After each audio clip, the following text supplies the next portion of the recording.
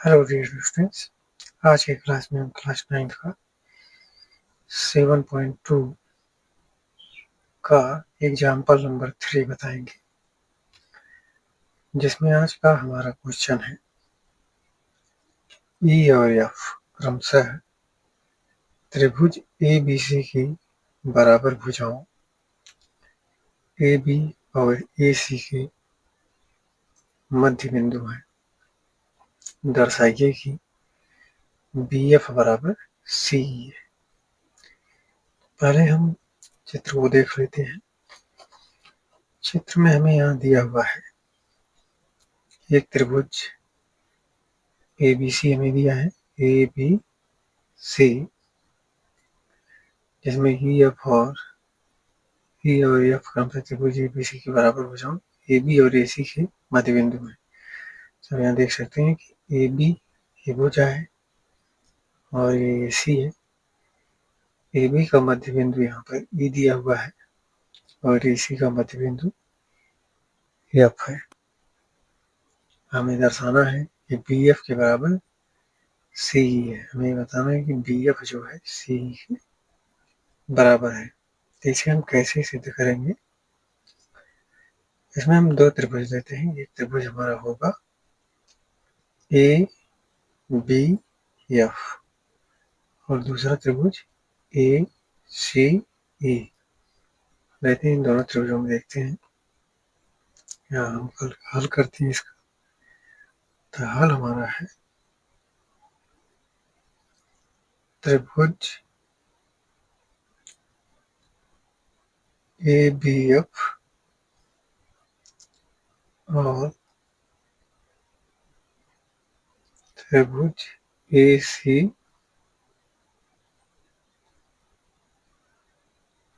में अगर इसमें हम देखें त्रिभुज ABF और ACE में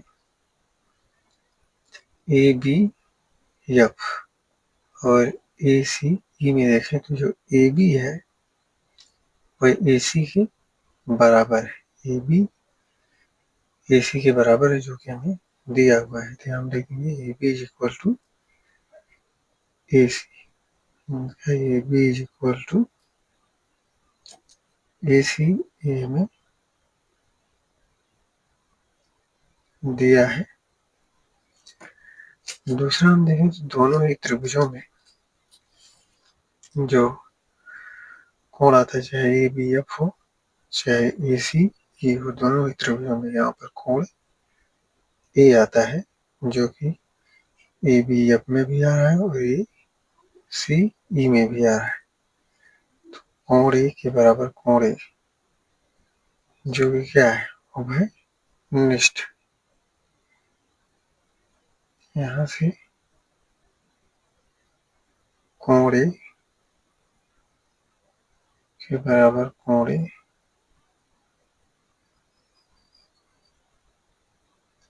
जो कि उभयनिष्ठ है। अब हम आगे देखें तो यहाँ पर हमें मिलता है जो कोण A उभयनिष्ठ है। अब हम देखते हैं तो यहाँ पर हमें मिलता है कि जो AE है वह AF के क्या है, बराबर है। ये बराबर भुजाओं के क्या है, आधे कहे जा सकते हैं। AE यानी कि त्रिभुज अगर ABF में हम देखें और त्रिभुज ACE में देखें तो जो AE है वह AF के बराबर है। तो हम कह सकते हैं AF बराबर AE। ये क्या है, बराबर भुजाओं के आधे है।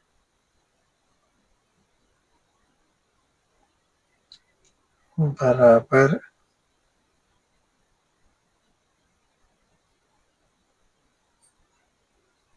भुजाओं के आधे है। इस प्रकार से हम कह सकते हैं कि जो त्रिभुज ABF है और जो ACE है, ये साइड एंगल साइड के नियम से दोनों सर्वांग सम होंगे। अतः त्रिभुज ABF सर्वांगसम होगा त्रिभुज ACE के किस नियम से? साइड एंगल साइड के नियम से। और जब त्रिभुज ABF त्रिभुज ACE के समानांतर होगा तो हम ये कह सकते हैं कि जो BF होगा, जो BF होगा वो CE के बराबर होगा, क्योंकि जो BF है वह त्रिभुज ABF की एक भुजा है और जो CE है वह त्रिभुज ACE की एक भुजा है। और दोनों त्रिभुजों की जो आपस की भुजाएं हैं वो भी बराबर होंगी, क्योंकि दोनों त्रिभुज सर्वांगसम होंगे। तो हम इस तरह कह सकते हैं कि इसलिए BF बराबर CE किस नियम से? CT के नियम से। तो यही बात हमें क्वेश्चन में सिद्ध करना था कि जो BF है वो CE के बराबर है, तो हमारा सिद्ध हो जाता है। हम यहाँ और क्वेश्चन हमारा सॉल्व हो जाता है। अब चलते हैं हम क्वेश्चन नंबर 4 पर। क्वेश्चन नंबर 4 हमारा है कि एक समद्विबाहु त्रिभुज ABC, एक समद्विबाहु त्रिभुज ABC जिसमें AB बराबर AC है की भुजा BC पर दो बिंदु D और E इस प्रकार है कि BE बराबर CD है। दर्शाइए कि AD बराबर AE है। चित्र में हम देखते हैं हमारा जो त्रिभुज है वो ABC है। त्रिभुज ABC है जिसमें AB के बराबर AC दिया हुआ है। AB के बराबर AC है की भुजा BC पर दो बिंदु। अब देखते हैं कि त्रिभुज ABC की भुजा BC पर दो बिंदु D और E है। यहाँ D है और यहाँ पर E है। इस प्रकार है कि जो BE है वो CD के बराबर है। BE हमें CD के बराबर दिया हुआ है। दर्शाइए कि AD बराबर AE होगा। अब हमें बताना कि AD AE के बराबर होगा। इसको सॉल्व करने के लिए हम दो त्रिभुज लेंगे। एक त्रिभुज हमारा होगा ABF त्रिभुज, जो लेंगे ABD लेंगे, त्रिभुज ABD लेंगे और दूसरा त्रिभुज लेंगे ACE। पहला होगा ABD, ये दूसरा ACE को लेते हैं। यहाँ हम लिखेंगे हाल में त्रिभुज ABD और त्रिभुज ACE में अगर हम देखें त्रिभुज ABD और त्रिभुज ACE में हमें AB जो है AC के बराबर दिया है। तो यहाँ हम लिख सकते हैं AB इज इक्वल टू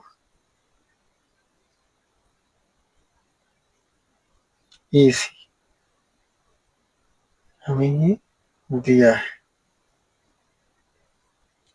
इसे हम समीकरण नंबर 1 मान सकते हैं। अब आगे हम देखेंगे जो कोण B है वो कोण C के बराबर होंगे। कोण B कोण C के बराबर होगा। तो यहाँ लिख सकते हैं कोण B बराबर कोण C। अभी बराबर क्यों होंगे? क्योंकि ये बराबर भुजाओं की सम्मुख कोण है। बराबर भुजाओं के सम्मुख कोण है। बराबर भुजाओं के सम्मुख कोण है। अब साथ ही हमें दे रखा है कि जो B है वो CD के बराबर है बी सी डी के बराबर हमें दिया है, तो हम लिखते हैं बी बराबर सी डी, ये हमें दिया है। क्योंकि हमें सिद्ध करना है कि त्रिभुज एबीडी त्रिभुज एसी के सर्वांग सम होगा, तो हमें बी के बराबर सी डी दिया हुआ है। तो हम क्या करेंगे, हम बीई और सी डी में से डी को क्या करेंगे, दोनों से घटा देंगे, जिसे हमें बी डी बराबर सी मिल जाएगा। तो हम यहाँ लिखते हैं बी माइनस का डी घटाएंगे, सी डी से भी हम डी को घटा देंगे।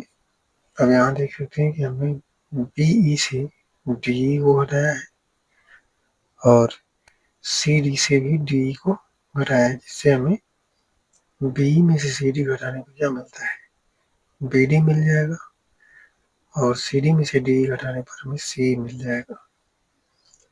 तो यहाँ हमें मिल जाएगा बी डी और यहाँ मिल जाएगा सी ई। अब जो बी डी और सी ये बी डी त्रिभुज ए बी डी की एक भुजा है, और जो सी ये त्रिभुज ए सी ई की एक भुजा है। तो हमारा तीसरा समीकरण हो जाता है। इस प्रकार हम देखते हैं कि त्रिभुज ए बी डी त्रिभुज ए सी ई में जो भुजा कोण भुजा के नियम से यानी साइड एंगल साइड के नियम से त्रिभुज दोनों सर्वांगसम हो जाते हैं।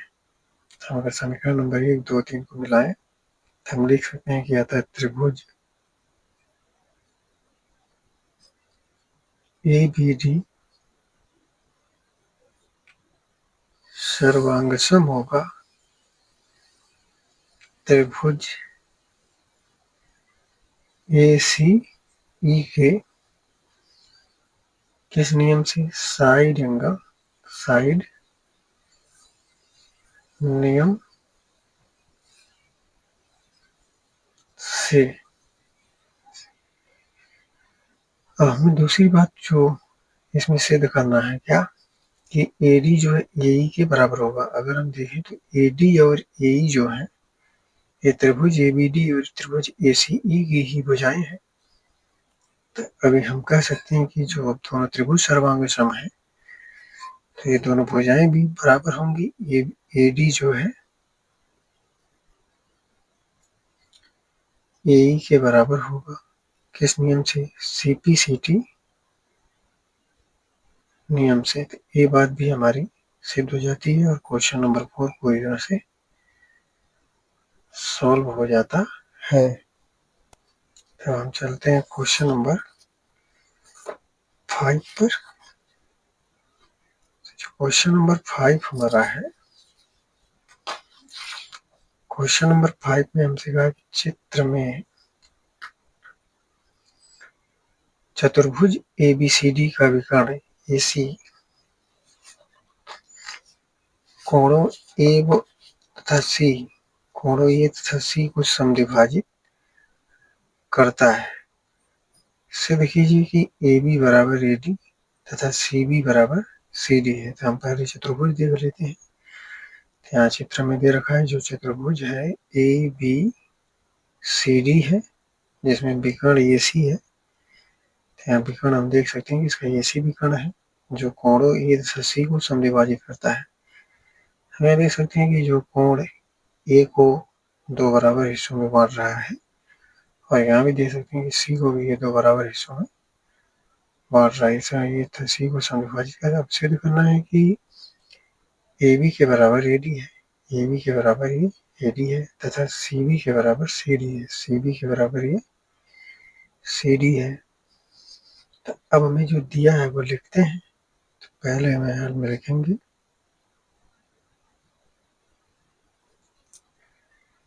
चूंकि विकर्ण ए सी विकर्ण एसी कोण ए व सी को समद्विभाजित करता है।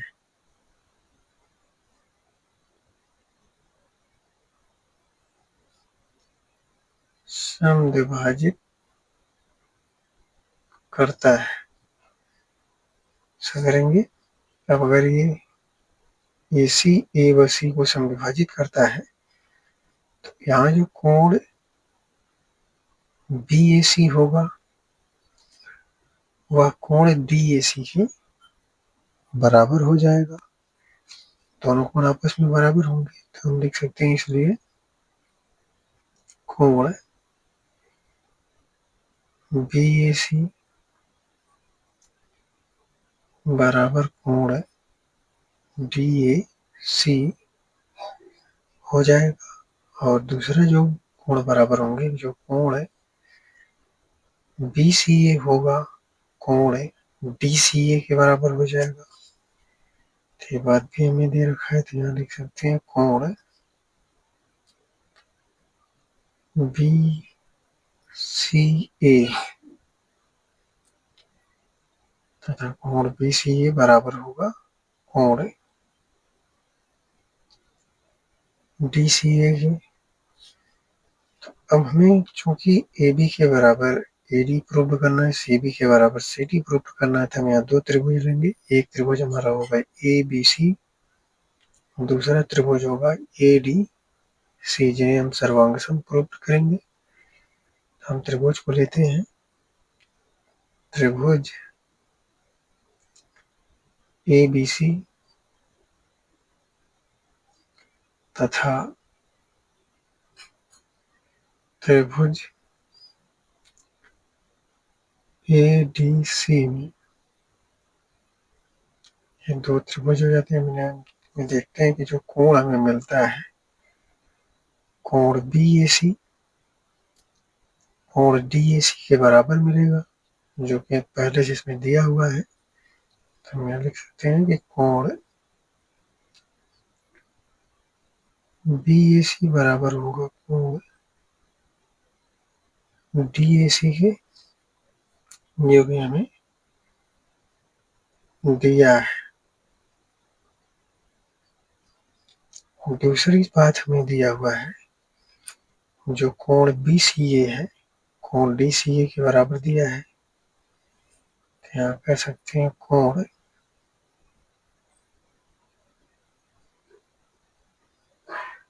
बी सी ए बराबर कोण डी सी ए, ये भी हमें दिया है। और दूसरा अगर हम देखें त्रिभुज ए बी सी और त्रिभुज ए डी सी में जो ए सी भुजा है वो दोनों त्रिभुजों में आ रही थी, उभयनिष्ठ हो। हम कह सकते हैं कि ए सी के बराबर हमें ए सी मिल रहा है, जो क्या होगा उभयनिष्ठ होगा। उभयनिष्ठ। अब हम कह सकते हैं कि ये जो त्रिभुज ए बी सी है, त्रिभुज ए बी सी त्रिभुज ए डी सी कोण भुजा कोण यानी कि कोण भुजा कोण यानी इसके दो कोण एक भुजा आपस में बराबर आते हैं। तो कोण भुजा कोण यानी कि एंगल साइड एंगल नियम से दोनों सर्वांग सम हो जाएंगे। क्या हम कह सकते हैं त्रिभुज है, अतः त्रिभुज बी ए सी या त्रिभुज ए बी सी कह सकते हैं। त्रिभुज ए बी सी सर्वांग सम होगा त्रिभुज ए डी सी के।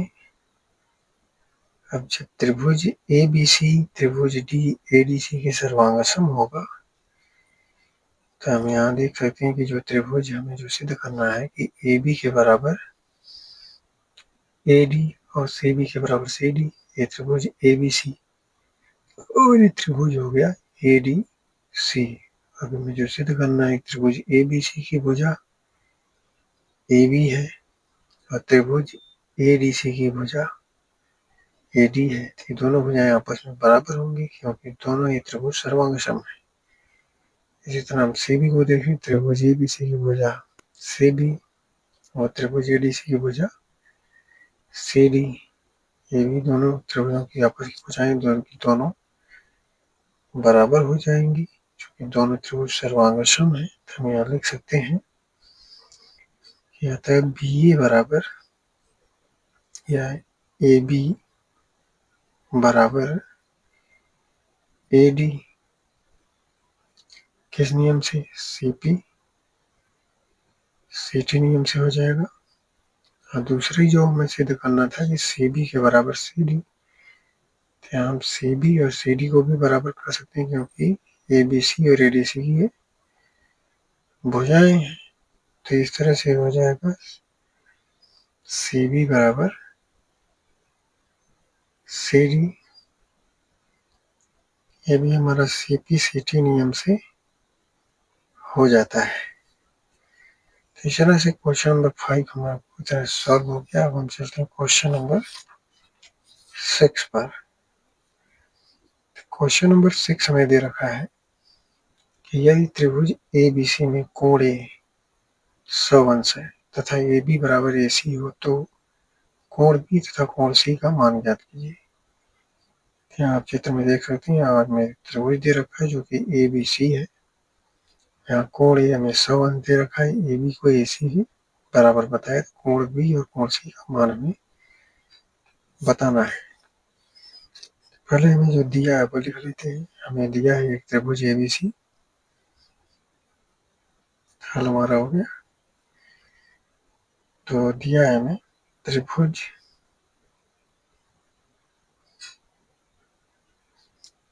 ABC। अब त्रिभुज ABC में हमें क्या दे रखा है चित्र में अगर देखें तो यहाँ हमें AB के बराबर AC दे रखा है। तो हम लिख सकते हैं AB बराबर AC, ये हमें चित्र में दे रखा है, दिया है।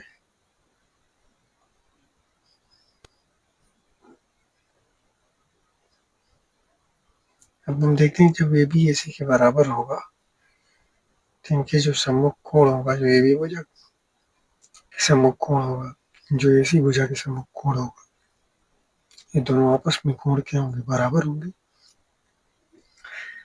तो यहाँ हम लिख सकते हैं कोण B के बराबर कोण C। कोण B के बराबर कोण C। अब दोनों बराबर क्यों होंगे? इसका कारण हम लिखेंगे कि समान भुजाओं के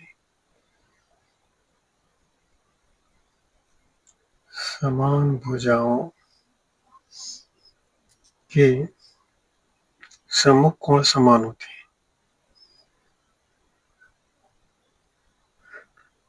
सम्मुख कोण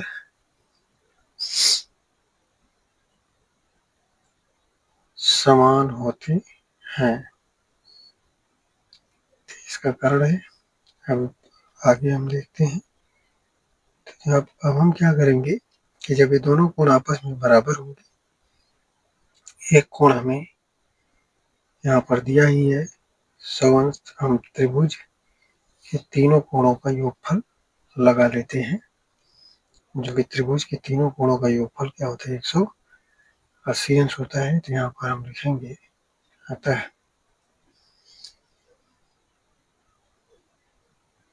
कोण A प्लस कोण B प्लस कोण C बराबर कितना हो जाएगा? 180 अंश के बराबर हो जाएगा।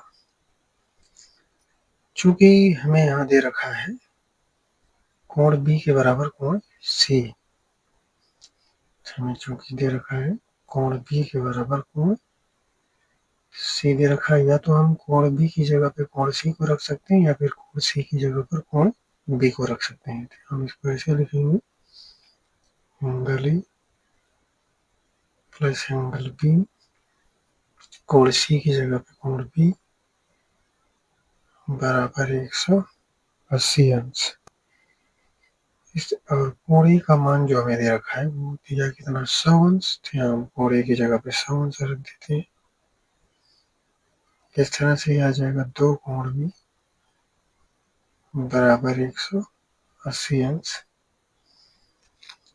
अब हम निकालेंगे 2 कोण बी बराबर 180 अंश माइनस का कितना होगा 100 अंश।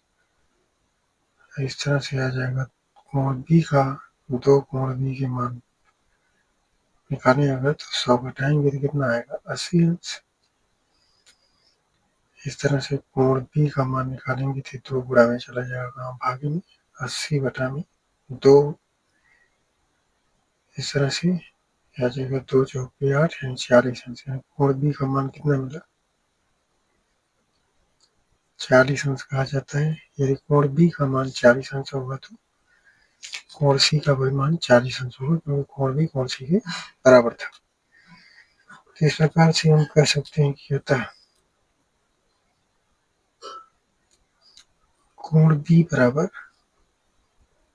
कोण सी बराबर 40 अंश, यही हमारा आंसर आ जाता है। तो त्रिभुज के कोण बी और कोण सी हमने ज्ञात कर लिए।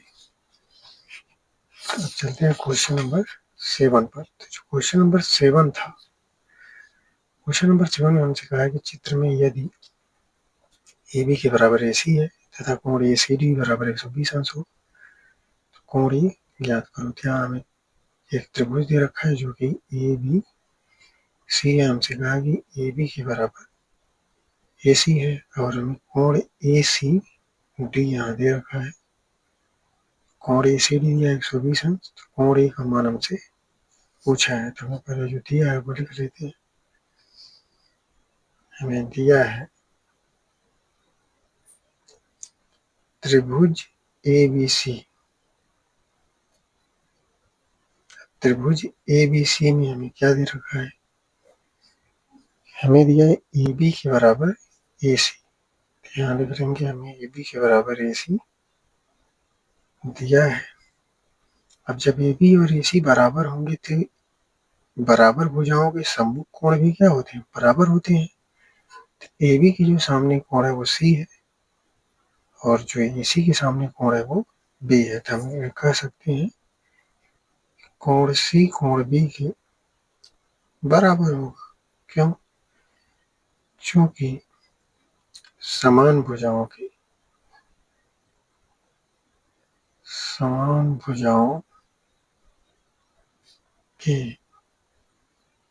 सम्मुख कोण समान होते हैं।